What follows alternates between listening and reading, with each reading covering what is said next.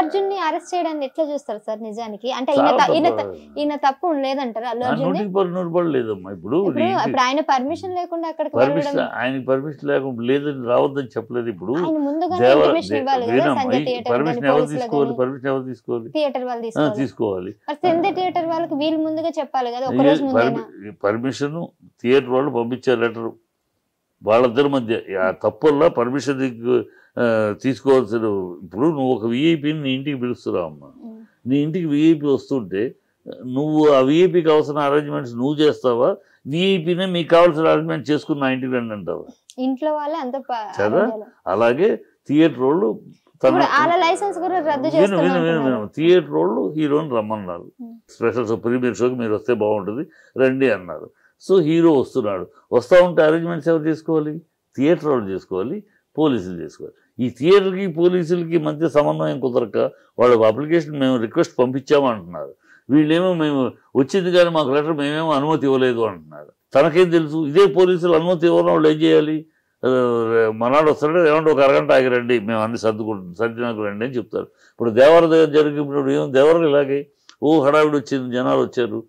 ఇమీడియట్గా police officer ఏం చేశాడు? సార్ ఇది మా వాళ్ళు కంట్రోల్ చేయలేం, మీరు క్యాన్సిల్ చేయండి అన్నారు. చేయలేదా? చేశాడుగా అది ఎన్టీఆర్. అలాగే మీరు రావద్దండి, ఒక అరగంట లేట్గా రండి, లేదా రావద్దండి రాడు కదా అల్లు అర్జున్. మీది కదా బాధ్యత. అంటే పోలీసులకి ఇన్ఫర్మేషన్ సంధ్య థియేటర్ వాళ్ళు ఇవ్వాలంటారా, అల్లు అర్జున్ ఇవ్వాలంటారా? అల్లు అర్జున్ ఎందుకు ఇస్తాడమ్మా? థియేటర్ వాళ్ళు ఇవ్వాలి. నీ ఇంటికి నువ్వు గెస్ట్ పిలిస్తే ఆ గెస్ట్ పర్మిషన్ ఇస్తాడా? నువ్వు ఇస్తావమ్మా పర్మిషన్లకి? ఇక్కడ ఇల్లు గెస్ట్ అంతే కదా. అంతే కదా. థియేటర్ అయినా ఇల్లు అయినా నీ ఇంటికి ఒక విఐపీని పిలిస్తే నువ్వు ఆ విఐపీ కావాల్సిన నీ ఇంట్లో ఫంక్షనే అనుకో, ఇల్లు కాదు. నీకు ఒక ఫంక్షనే అనుకోమ్మా. ఫంక్షన్కి నువ్వు పిలిచావు 10 మందిని, అందులో ఒక 5-10 మంది ముఖ్యమైన విఐపీలు పిలిచావు. ఆ విఐపీలు వస్తున్నారు కానీ ఆ అరేంజ్మెంట్స్ నువ్వు చేస్తావా? పోలీసులకి చెప్పి ఏమంటే పలానా విఐపీ వస్తున్నారు, కాస్త మాకు సెక్యూరిటీ పెట్టండి అని నువ్వు మాట్లాడతావా? లేకపోతే ఆయనకి విఐపీకే ఫోన్ చేసి అయ్యా మీరు వస్తున్నారు కనుక మీరు పర్మిషన్ పోలీసులు అడిగి తెచ్చుకోండి అంటావా? మనమే కదా తీసుకోవాలి. మన ఫంక్షన్కి వస్తున్నాడంటే అలాగే వాళ్ళు రమ్మన్నప్పుడు వాళ్ళు చేసుకోవాలి. వాళ్ళకి పోలీసులకి మధ్య సమన్వయం అది ఎప్పుడు కూడా. పోలీసులు వాళ్ళు సర్దుకుంటారు. ఏమైనా ఇబ్బంది ఉంటే పోలీసులు ఇన్ఫామ్ చేస్తారు రావద్దు అని. మనడికి రావద్దని ఏమని చెప్పారా? చెప్పలేదు. మీరు రావద్దని చెప్పలేదు. ఇతను మెసేజ్ పెట్టాడు వస్తున్నట్టు, వాళ్ళు పర్మిషన్ కోసం పెట్టారు. ఇది ఎక్కడో వాళ్ళ మధ్య డబ్బులు కట్టలేదని, థియేటర్ వాళ్ళు డబ్బులు కట్టలేదు అందుకని పోలీసులు రాలేదు, ఏం రకరకాలు వినపడుతున్నాయి. సో పోలీసులకి థియేటర్ మేనేజ్మెంట్కి మధ్య సమన్వయం కుదరక ఎక్కడో మిస్ఫైర్ అయింది.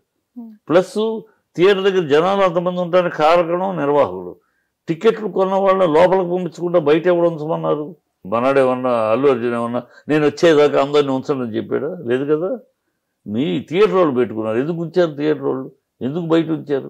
వాళ్ళందరినీ లోపల పంపించేస్తే అసలు 1000 మంది లోపల ఉంటే ఏ గొడవ లేదు కదా. వాళ్ళు 1000 మంది ఉండి ఇంకా బయట వాళ్ళకి చేరబట్టి కదా ఈ హంగామా. ఈయన తప్పే ఉంది.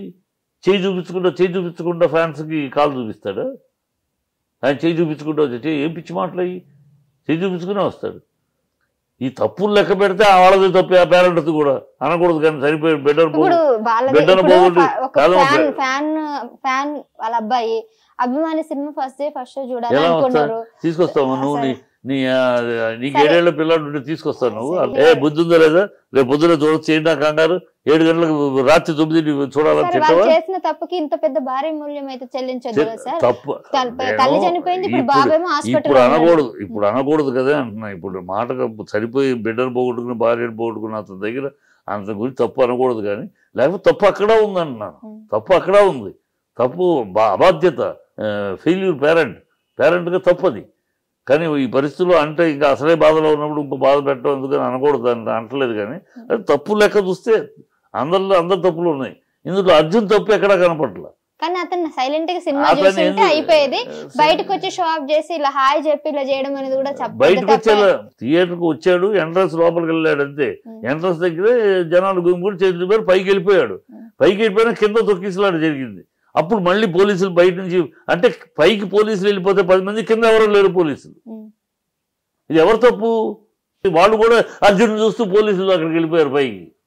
చాలా తప్పు కదా అది.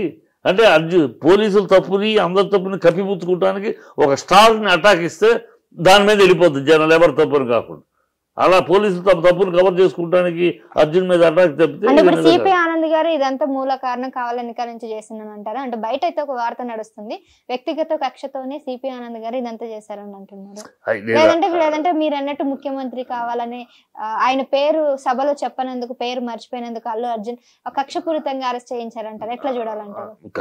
కక్షపూరితం అలాంటిది ఏదో ఆలోచన లేకపోతే అమ్మా అంత పచ్చిగా ఆయన మాట్లాడేటప్పుడు చట్టం దాన్ని పని చేస్తూ పోతుంది, దానికి ఏం చేస్తావు అని ఊరుకుంటారు అని మామూలుగా.